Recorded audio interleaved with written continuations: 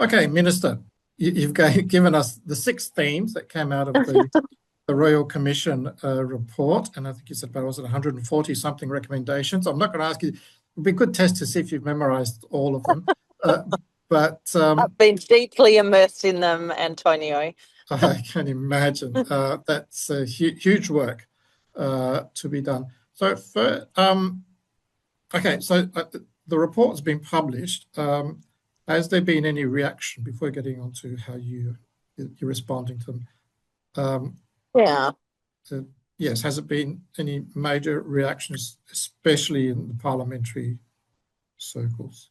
Yeah. Thank you. Really great question, Antonio. We released the findings in August.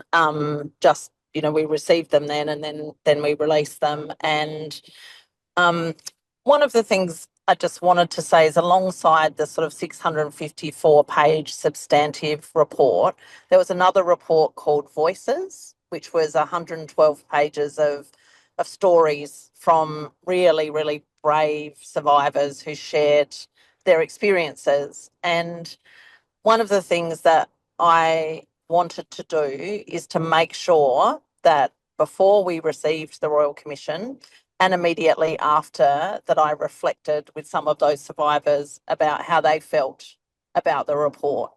And one of the things that I'm so heartened by is that when I did meet with survivors, many of them have said to me that they really felt like they were heard and that their experiences had really been taken seriously and were reflected in the report. So Good. I'm really happy about that. Yeah.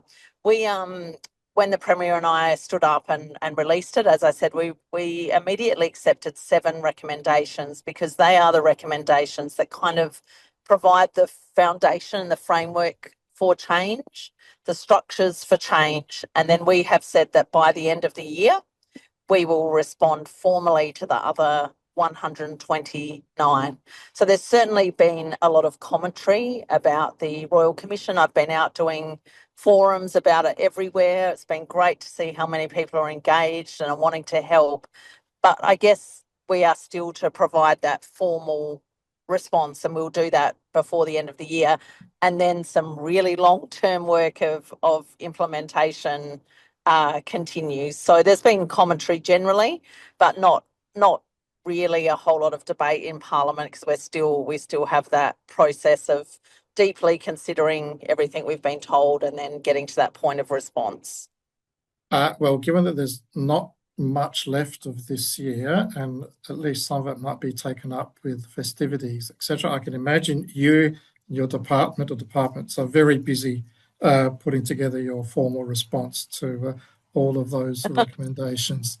Absolutely, Antonio. And the really good thing as well is we are considering the recommendations together right across government. Good. Because when you delve into those 654 pages and in the recommendations, they really point to the fact that so many parts of government, so many parts of community have a role to play. So there are recommendations there for policing, for courts, for education, for health, for corrections.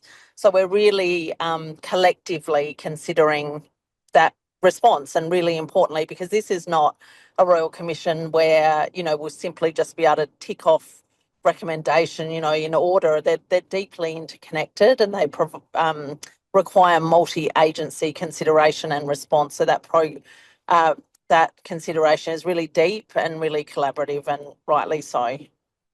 So I really like the concept of prevention, of course, and working with children to bring a different way of thinking towards gender and diversity is very important, because it brings in the sustainability of these reforms rather than it be something that can be easily changed with another government. And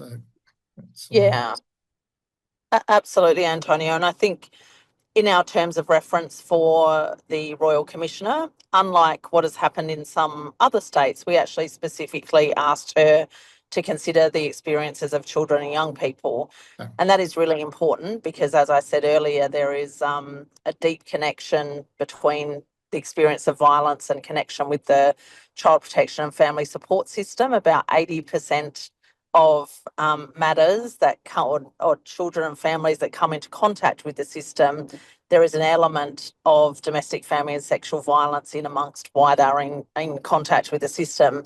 But also, Antonio, as you and your listeners would absolutely appreciate, the more that we can focus on educating and shifting awareness amongst children and young people, the better chance we have to break the cycle and stop this prevalence in the long term. So it's an incredibly important area for us to focus on, both in terms of how children and young people get help, but also the role that they can play in making change and making our communities safer and fairer, more respectful for everybody.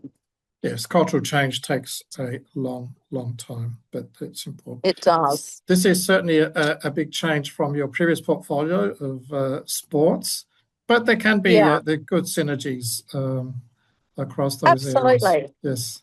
Absolutely, Antonio. You know, we know that families are the people who are at sporting clubs week in and weekend out. And if we can have more awareness and more proactive, education in sporting clubs, that is a really good thing. We've actually funded as a government a program called RAISE, which is going around to sporting clubs to talk about respectful relationships. We also know that being part of that sort of community family that comes with being involved in a sporting club is actually a protective factor. There's more people around, more people to see what's happening for a family, more people to offer support.